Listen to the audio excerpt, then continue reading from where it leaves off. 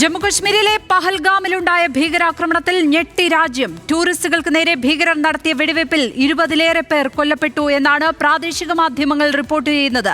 Lashkar E തൊയ്ബയുടെ പ്രാദേശിക വിഭാഗമായ the resident front എന്ന സംഘടന ആക്രമണത്തിന്റെ ഉത്തരവാദിത്തം ഏറ്റെടുത്തു. കേന്ദ്ര ആഭ്യന്തരമന്ത്രി അമിത്ഷാ അല്പസമയത്തിനകം പഹൽഗാമിൽ എത്തും. ഒരു ഭീകരനെയും വെറുതെ വിടില്ലെന്ന് അമിത്ഷാ പറഞ്ഞു. നിലവിൽ സൗദിയിലുള്ള പ്രധാനമന്ത്രി ഭീകരാക്രമണത്തെ അപലപിച്ചു. ഇപ്പോൾ വിവരങ്ങളുമായി നാഷണൽ ഡെസ്കിൽ നിന്നും ശ്രീജിത്ത് ബാലകൃഷ്ണനും ഡൽഹിയിൽ നിന്ന് ശരത് ലാലുമാണ് ചേരുന്നത്. ആദ്യം ശ്രീജിത്തിലേക്ക്. ശ്രീജിത്ത്, പഹൽഗാമിൽ ടൂറിസ്റ്റുകൾ, സഞ്ചാരികൾ ഏറ്റവും സജീവമായിരിക്കുന്ന ഒരു മേഖലയിലാണ് ഈ ആക്രമണം ഉണ്ടായിരിക്കുന്നത്. മരണസംഖ്യ സംബന്ധിച്ച് പുറത്തേക്ക് വരുന്ന വിവരങ്ങൾ എന്തൊക്കെയാണ് ഈ ആക്രമണവുമായി ബന്ധപ്പെട്ടിപ്പോൾ നമുക്ക് ലഭ്യമാകുന്ന വിവരങ്ങൾ? എത്ര മണിയോടെയായിരുന്നു? എന്തൊക്കെ? ലക്ഷ്മി, തീർച്ചയായും സഞ്ചാരികൾക്ക് നേരെയാണ് ആക്രമണം ഉണ്ടാകുന്നത്. ഒരുപക്ഷെ ഇന്ത്യയിൽ വളരെ അപൂർവമായ അല്ലെങ്കിൽ അസാധാരണമായ ഒരു ആക്രമണമാണ്, ഭീകരാക്രമണമാണ് ഇപ്പോൾ ജമ്മു കാശ്മീരിൽ ഉണ്ടായിട്ടുള്ളത്. തെക്കൻ കാശ്മീരിലെ ബൈസാരൻ വാലിയിൽ സാധാരണഗതിയിൽ പഹൽഗാമിൽ സഞ്ചാരികൾ ഏറ്റവും കൂടുതൽ എത്തുന്ന ഒരു പ്രദേശമാണിത്. പ്രത്യേകിച്ചും ആഭ്യന്തര സഞ്ചാരികളാണ് അവിടേക്ക് എത്താറുള്ളത്. അവിടെ ട്രക്കിങ്ങും കുതിരസവാരിയുമാണ് ഏറ്റവും പ്രധാനമായിട്ടുള്ളത്. കാൽനടയായിട്ട് വേണം അവിടേക്ക് എത്താനായിട്ട്. ഈ തെക്കൻ കാശ്മീരിൻ്റെ ഒരു പ്രാദേശികമായ ഒരു സാഹചര്യം അവിടെ അങ്ങനെ തന്നെയാണ്. മലനിരകൾ നിറഞ്ഞൊരു പ്രദേശമാണ്. അതിന് ചുറ്റുപാടും വലിയ മലനിരകളാണ്. അതുകൊണ്ട് തന്നെ ട്രക്കിങ്ങും കാൽനടയും കുതിരസവാരിയും മാത്രമാണ് അവിടേക്ക് എത്താനും. അതുതന്നെയാണ് ടൂറിസത്തിൻ്റെ പ്രത്യേകതയും. അതുകൊണ്ട് തന്നെ ആഭ്യന്തര സഞ്ചാരികളെ ഏറ്റവും കൂടുതൽ ആകർഷിക്കുന്ന ഒരു പ്രദേശമാണ്. ചിലവ് കുറഞ്ഞ രൂപത്തിൽ തെക്കൻ കാശ്മീരിൽ സഞ്ചരിക്കാൻ കഴിയുന്നൊരു മേഖലയാണത്. അവിടെയാണ് ഇന്ന് ഉച്ചയ്ക്ക് ഒളിഞ്ഞിരുന്ന ഭീകരവാദികൾ സൈനിക വേഷത്തിലായിരുന്നു എന്ന് ദൃക്സാക്ഷികൾ പറയുന്നു. സഞ്ചാരികൾ ഏതാണ്ട് 100-ലധികം സഞ്ചാരികൾ ആ പ്രദേശത്ത് ഒരേ സമയം ഉണ്ടായിരുന്നു. അവിടെ ഒരു കോഫി ഷോപ്പ് ഉണ്ടായിരുന്നു.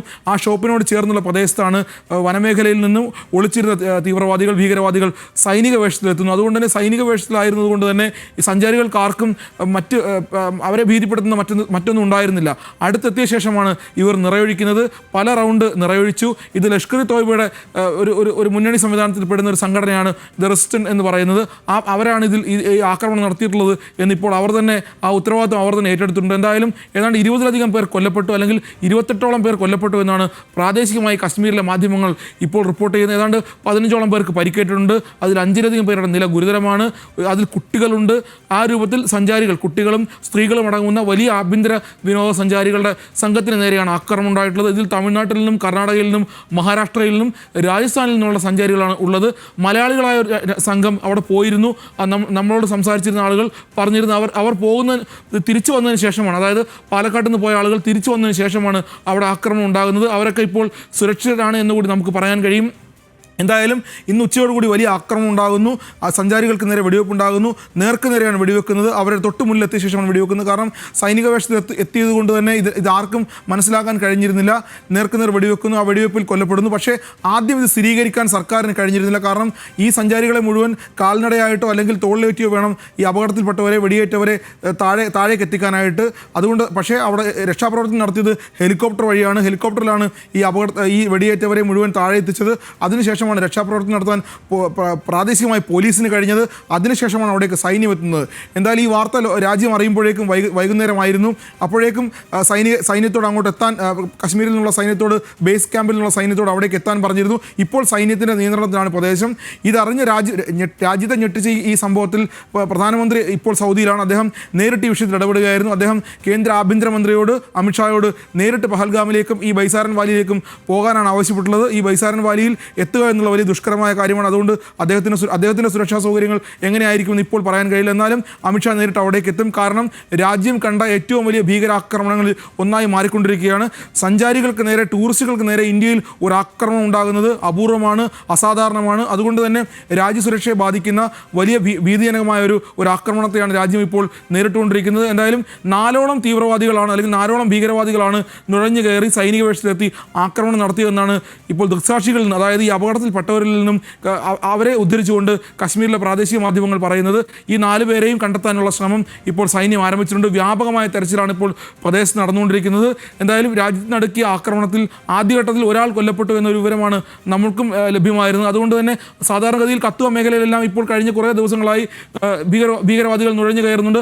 അവരെ സൈന്യം നേരിടുന്നുണ്ട്. ഭീകരവാദികളെ കൊലപ്പെടുത്തുകയൊക്കെ ചെയ്യുന്നുണ്ട് സൈന്യം. പക്ഷേ ഇത് ഒരു മരണം എന്നുള്ളതിനപ്പുറത്തേക്ക് വിനോദസഞ്ചാരികൾക്ക് നേരെയാണ് ഈ ആക്രമണം ഉണ്ടാകുന്നത് എന്ന രൂപത്തിലേക്ക് കാര്യങ്ങൾ പോകുമ്പോൾ രാജ്യസുരക്ഷയുമായി ബന്ധപ്പെട്ട് വലിയ ചോദ്യം, രാജ്യത്തെ ഞെട്ടിക്കുന്ന സംഭവം. അതുകൊണ്ട് തന്നെയായിരിക്കും ഒരുപക്ഷെ പ്രധാനമന്ത്രി അമിത്ഷായോട് നേരിട്ട് അവിടേക്ക് പോകാൻ പറയുന്നത്. രാഹുൽ ഗാന്ധി അടക്കമുള്ള ആളുകൾ ഈ ഭീകരാക്രമണത്തെ അപലപിച്ചിട്ടുണ്ട്.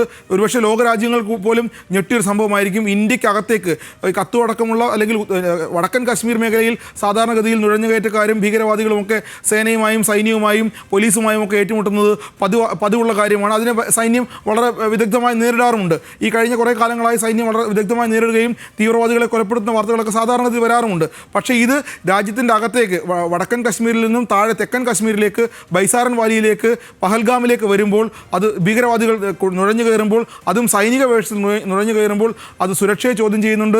സൈന്യത്തിൻ്റെ ഇപ്പോഴത്തെ അവസ്ഥയെ ചോദ്യം ചെയ്യുന്നുണ്ട്. അവിടുത്തെ പ്രാദേശികമായ ഭരണകൂടത്തിൻ്റെ അവസ്ഥയെ ചോദ്യം ചെയ്യുന്നുണ്ട്.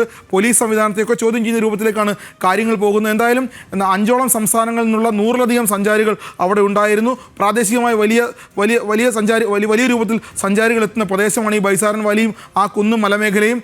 അവിടേക്കെത്തിയ സഞ്ചാരികൾക്ക് നേരെയാണ് ഇപ്പോൾ ഭീകരവാദികൾ നിറയൊഴിച്ചിട്ടുള്ളത്. 20ഓളം പേർ കൊല്ലപ്പെട്ടു എന്നാണ് ഇപ്പോൾ നമുക്ക് നൽകാൻ കഴിയുന്ന വിവരം. ഏതാണ്ട് 5ഓളം പേരുടെ നില അതീവ ഗുരുതരമാണ്. താഴ്വരയിലേക്കാണ് അവരെ ആശുപത്രിയിലേക്ക് എത്തിച്ചത് മുഴുവൻ ഹെലികോപ്റ്ററിലാണ്. സാധാരണഗതിയിൽ ഒന്നും എത്തിക്കാൻ കഴിയാത്ത രൂപത്തിലുള്ള മലമടക്കുകളായതുകൊണ്ട് തന്നെ അവിടെ നിന്ന് എത്തിച്ചത് ഹെലികോപ്റ്ററിലാണ്. ഈ രൂപത്തിൽ കശ്മീർ ഭരണകൂടം തന്നെ ഏതാണ്ട് ഒമർ അബ്ദുള്ള എല്ലാം ഈ ഭീകരാക്രമണത്തിൽ ഞെട്ടി എന്നാണ് അദ്ദേഹത്തിൻ്റെ ആദ്യത്തെ സ്റ്റേറ്റ്മെൻറ്റ് തന്നെ വരുന്നത്. ഭരണകൂടത്തെ ഞെട്ടിക്കുന്ന, സൈന്യത്തെ ഞെട്ടിക്കുന്ന, പോലീസിനെ ഞെട്ടിക്കുന്ന വലിയ ഭീകരാക്രമണമാണ് ഇപ്പോൾ കശ്മീരിലെ പഹൽഗാമിൽ ഉണ്ടായിട്ടുള്ളത്. അമിത്ഷാ അല്പസമയത്തിനകം കശ്മീരിലെത്തുമെന്നാണ് നമുക്കിപ്പോൾ അറിയാൻ കഴിയുന്ന വിവരം. എന്തായാലും കശ്മീരിലെത്തിയ ശേഷം അദ്ദേഹം പഹൽഗാമിലേക്ക് പോകുമെന്ന് കൂടിയാണ് നമുക്ക് നൽകാൻ കഴിയുന്ന വിവരം. ഏതാണ്ട് 20ഓളം പേർ എന്നുള്ളത് 28 എന്ന രൂപത്തിൽ 28 പേരോളം കൊല്ലപ്പെട്ടു എന്ന തരത്തിലാണ് കശ്മീരിൽ നിന്നുള്ള പ്രാദേശിക മാധ്യമങ്ങൾ റിപ്പോർട്ട് ചെയ്യുന്നത്. ദ റെസിസ്റ്റൻസ് ഫ്രണ്ടാണ് ഇതിൻ്റെ ഉത്തരവാദിത്വം ഏറ്റെടുത്തിട്ടുള്ളത്. അവർ ഏതാണ്ട് ലഷ്കർ തോയ്ബയുമായി ബന്ധപ്പെട്ട് നിൽക്കുന്ന ഒരു സംഘടനയാണ്. ഇവർ മുൻപും ഇവരുടെ ചരിത്രം പരിശോധിച്ചാൽ ഇവർ മുൻപും സൈനികരല്ലാത്തവർക്ക് നേരെ, അതായത് സഞ്ചാരികളെ പോലുള്ളവർ പ്രാദേശികമായുള്ള സാധാരണക്കാരായ മനുഷ്യർക്ക് നേരെ ആക്രമണം നടത്തുന്നതിൽ മുസ്ലിം ആ രൂപത്തിൽ ആക്രമണം നടത്തുന്നതിൽ വലിയ പേരെടുത്ത സംഘടനയാണിത്. വലിയ രൂപത്തിൽ പുറത്തേക്ക് വന്നില്ലെങ്കിൽ പോലും. ഞാൻ തിരിച്ചെത്താം. ശരത്ലാൽ കൂടി ചേരുകയാണ് ഡൽഹിയിൽ നിന്ന്. ശരത്ലാൽ, ഏതായാലും രാജ്യ സുരക്ഷയെ വലിയ തോതിൽ ബാധിക്കുന്ന, നമ്മുടെ സുരക്ഷിതത്വം സംബന്ധിച്ച് വലിയ ചോദ്യചിഹ്നങ്ങൾ ഉയർത്തുന്ന ഒരു ആക്രമണം തന്നെയാണ് ഉണ്ടായിരിക്കുന്നത്. ജമ്മു കശ്മീരിൽ വലിയ തോതിൽ കാര്യങ്ങൾ സംഘർഷാവസ്ഥയിലായിരുന്നപ്പോഴൊന്നും തന്നെ ഈ ടൂറിസ്റ്റുകൾക്ക് നേരെ ആക്രമണം ഉണ്ടായിരുന്നില്ല. പക്ഷേ ഇപ്പോൾ അത് സംഭവിച്ചിരിക്കുകയാണ്. ഏറ്റവും വേഴ്സ്റ്റായ കാര്യം സംഭവിച്ചിരിക്കുന്നു ജമ്മു കശ്മീരിൽ എന്ന് തന്നെ പറയാം. ഇതിനെ ഏത് തരത്തിലാണ് രാജ്യം കാണുന്നത്? ഏത് തരത്തിലാണ് നമ്മുടെ ആഭ്യന്തര മന്ത്രാലയം അടക്കമുള്ളവ ഈ കാര്യങ്ങളെ നിരീക്ഷിക്കുന്നത്? ലക്ഷ്മി, രാജ്യം ഞെട്ടി എന്ന നേരത്തെ ശ്രീജിത്ത് പറഞ്ഞത് തന്നെയാണ് യഥാർത്ഥം. കാരണം ഇതൊരു കൂട്ടക്കൊല എന്ന് തന്നെ വേണമെങ്കിൽ പറയാം. ഈ പ്രദേശം സ്വാഭാവികമായിട്ടും സൈനിക പ്രസൻസോ അല്ലെങ്കിൽ തീവ്രവാദി ശല്യമോ അല്ലെങ്കിൽ തീവ്രവാദി അക്രമവും നടക്കാത്തൊരു കാര്യമാണ് ലക്ഷ്മി. അതുകൊണ്ട് തന്നെ ഈ തരത്തിലൊരു പോലീസിനോ അല്ലെങ്കിൽ സൈന്യത്തിനോ ഈ തരത്തിലുള്ള ഒരു മുൻകരുതൽ നടത്താനും അതിന്റെ ആവശ്യകതയില്ല എന്ന് വിലയിരുത്തപ്പെട്ട ഒരു സ്ഥലത്താണ് ഇത്തരം ഒരു ആക്രമണം നടന്നത്. കാരണം ബൈസാരൻ കുന്നുകൾ എന്ന് പറഞ്ഞാൽ സ്വാഭാവികമായിട്ടും യാതൊരുവിധ അതിക്രമങ്ങളും അല്ലെങ്കിൽ പ്രക്ഷോഭങ്ങൾക്കും സാക്ഷ്യം വഹിക്കാത്ത കാര്യങ്ങളാണ്. കാശ്മീരിനെ സംബന്ധിച്ചുള്ള തീവ്രവാദം കൊടുമ്പിരിക്കിട്ട സമയത്ത് പോലും അതായത് ടൂറിസ്റ്റുകളെ ഒരിക്കൽ പോലും കാശ്മീരി തീവ്രവാദികൾ ആക്രമിച്ചില്ല. കാരണം കാശ്മീരിന്റെ അവരുടെ നട്ടലാണ്, സാമ്പത്തിക നട്ടലാണ് ഈ ടൂറിസ്റ്റുകൾ. അതുകൊണ്ട് തന്നെ ഒരു കാരണവശാലും തീവ്രവാദം എപ്പോഴും ശ്രീനഗറിൽ കല്ലേറും അല്ലെങ്കിൽ ബോംബ് സ്ഫോടനം നടക്കുമ്പോൾ പോലും വിനോദസഞ്ചാരികളെ ആക്രമിക്കുന്നതിൽ ഒരു കാരണവശാലും തീവ്രവാദികൾ ശ്രമിച്ചിരുന്നില്ല. അതുകൊണ്ട് തന്നെയാണ് ഈ സംഭവത്തിന് മറ്റൊരു തലത്തിലേക്ക് വരുന്നത്. ലക്ഷ്മി, നമുക്ക് എപ്പോഴും ഒരു കാര്യം നമ്മൾ ശ്രദ്ധിക്കേണ്ടത്, രാഷ്ട്ര തലവന്മാർ ഇന്ത്യയിൽ എത്തുമ്പോൾ സ്വാഭാവികമായിട്ട് തീവ്രവാദ ആക്രമണം കാശ്മീരിൽ ഉണ്ടാവാറുണ്ട്. ഇപ്പോൾ അമേരിക്കൻ വൈസ് പ്രസിഡന്റ് ഇന്ത്യയിൽ എത്തിയിരിക്കുന്നു. സ്വാഭാവികമായിട്ടും ഇതിന്റെ ഒരു അന്തർരാഷ്ട്രീയ ശ്രദ്ധ നേടുക എന്നുള്ളതാണ് വളരെ പ്രധാനം. അതേപോലെ തന്നെ കാശ്മീരിലടക്കം കൂടുതൽ മുതൽ മുടക്കാൻ സൗദി അറേബ്യ തയ്യാറായിരിക്കുന്നു. ഈ സമയത്താണ് ഇത്തരം ഒരു ആക്രമണം നടക്കുന്നത്, പ്രധാനമന്ത്രി നടക്കുമ്പോൾ സ്വാഭാവികമായിട്ടും ഇത് കരുതിക്കൂട്ടിയുള്ള അല്ലെങ്കിൽ പ്ലാൻ ചെയ്തിട്ടുള്ള ഒരു നടപടി എന്ന് വേണമെന്നാലും പറയാം. നിരായുധരായ ടൂറിസ്റ്റുകൾക്ക് എതിരെയാണ് ഇപ്പോൾ വെടിവെപ്പ് നടത്തിയിരിക്കുന്നത്. പ്രാദേശിക ശ്രീജിത്ത് പറഞ്ഞ പോലെ പ്രാദേശിക മാധ്യമങ്ങൾ കാശ്മീർ ടൈംസ് അടക്കം റിപ്പോർട്ട് ചെയ്യുന്നത് 28 പേർ മരണപ്പെട്ടു എന്നതാണ്. ഏതായാലും ഇത് സംബന്ധിച്ച സംസ്ഥാന സർക്കാരിന്റെയോ അല്ലെങ്കിൽ ആഭ്യന്തര മന്ത്രാലയത്തിലെയോ മരണസംഖ്യ സ്ഥിരീകരിച്ചുള്ള ഔദ്യോഗിക അറിയിപ്പ് ഇപ്പോൾ വന്നിട്ടില്ല. ഇന്ന് 3 മണിക്ക് കേന്ദ്ര ആഭ്യന്തര മന്ത്രാലയത്തിൽ പ്രൈം മിനിസ്റ്റർ ഓഫീസിൽ ദേശീയ സുരക്ഷാ ഉപദേഷ്ടാവ് അജിത് ഡോവലിന്റെ നേതൃത്വത്തിൽ ഈ IB റോ അടക്കമുള്ള ഏജൻസികളെ യോഗം ചേർന്നിരുന്നു. അമിത്ഷാ യോഗത്തിൽ പങ്കെടുത്തിരുന്നു എന്നാണ് നമുക്ക് ലഭിക്കുന്ന വിവരം. ഏതായാലും ശക്തമായ ഒരു തിരിച്ചടി അത് നൽകാനുള്ള ഒരു സാധ്യതയാണ് ഇപ്പോൾ വിലയിരുത്തപ്പെടുന്നത്. അതൊരു പൽഗാം ആക്രമണത്തെ പോലെ തന്നെ ഒരു വളരെ സീരിയസ് ആയ ഒരു കാര്യമായിട്ടാണ് നരേന്ദ്രമോദിയും BJP സർക്കാരും ഈ ആക്രമണത്തെ എടുത്തിരിക്കുന്നത്. എന്നാൽ തീവ്രവാദികളെയും വെറുതെ വിടില്ല എന്നാണ് അമിത്ഷായുടെ ആദ്യത്തെ പ്രതികരണം. ലക്ഷ്മി, ജമ്മുകശ്മീരിലെ പഹൽഗാമിലുണ്ടായ ഭീകരാക്രമണത്തിൽ രാജ്യം ഞെട്ടി നിൽക്കുകയാണ്. ടൂറിസ്റ്റുകൾക്ക് നേരെ ഭീകരർ നടത്തിയ വെടിവയ്പിൽ 20-ലേറെ പേർ കൊല്ലപ്പെട്ടു എന്നുള്ളതാണ് പ്രാദേശിക മാധ്യമങ്ങൾ റിപ്പോർട്ട് ചെയ്യുന്നത്. 28 എന്ന നമ്പറും നമുക്ക് മുന്നിലേക്ക് എത്തുന്നുണ്ട്. ലഷ്കർ ഇ തൊയ്ബയുടെ പ്രാദേശിക വിഭാഗമായ ദ റെസിഡന്റ് ഫ്രണ്ട് എന്ന സംഘടന ആക്രമണത്തിന്റെ ഉത്തരവാദിത്തം ഏറ്റെടുത്തു. കേന്ദ്ര ആഭ്യന്തരമന്ത്രി അമിത്ഷാ അല്പസമയത്തിനകം പഹൽഗാമിൽ എത്തിച്ചേരും. ഒരു ഭീകരനെയും വെറുതെ വിടില്ല എന്നാണ് അദ്ദേഹം പറഞ്ഞിരിക്കുന്നത്. സൗദിയിലുള്ള പ്രധാനമന്ത്രിയും ഭീകരാക്രമണത്തെ അപലപിച്ചിട്ടുണ്ട്. വിവരങ്ങൾ നൽകുകയായിരുന്നു നാഷണൽ ഡെസ്കിൽ നിന്ന് ശ്രീജിത്ത് ബാലകൃഷ്ണനും ഡൽഹിയിൽ നിന്ന് ശരത് ലാലും.